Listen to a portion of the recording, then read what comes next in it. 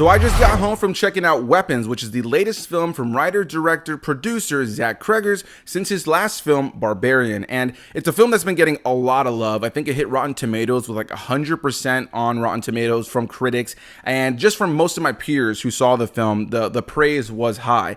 And as a longtime horror fan and somebody who's seen it all at this point, there are so many horror films that do a lot of the same, and I really appreciate that Zach Cregger has gone out of his way now with both Barbarian and this film to make unique, different kinds of films. And in the case of Weapons, what you have here is a film that is not spoon speeding its audience whatsoever, but instead lives in ambiguity, but most notably tells a story that does tackle a lot of different things like grief, trauma, things like the weaponization of people and the emotional manipulation in general, things like collective paranoia, and it also has some dark humor amidst all this, but also tackles things like institutional failings and just in general has a lot of social commentary and is the kind of film that I think people walk away from it with different takeaways. Some people will say, this is what the film is about. There are moments I thought the film had something to say about school shootings because the whole premise is that you follow a town where this one boy was left in a classroom after everybody else in his classroom in just one specific classroom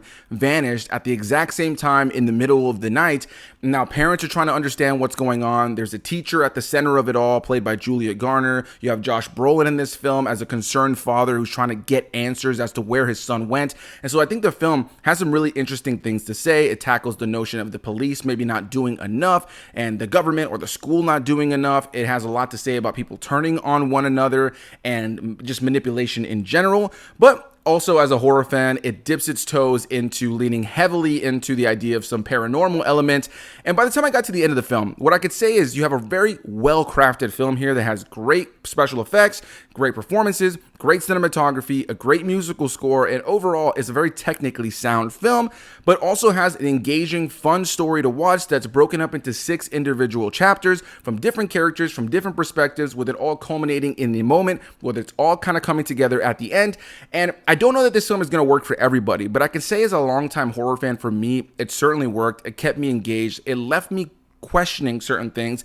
And even now, I'm still chewing on certain elements of the film because the film definitely lives in mystery. What I can say to wrap this up is that it's a film that certainly tells you how this is happening. It certainly tells you what is happening, but I do think it leaves you a little bit in the dark on 100% why it's happening. It does give you the why, but I wouldn't say it gives you all the whys.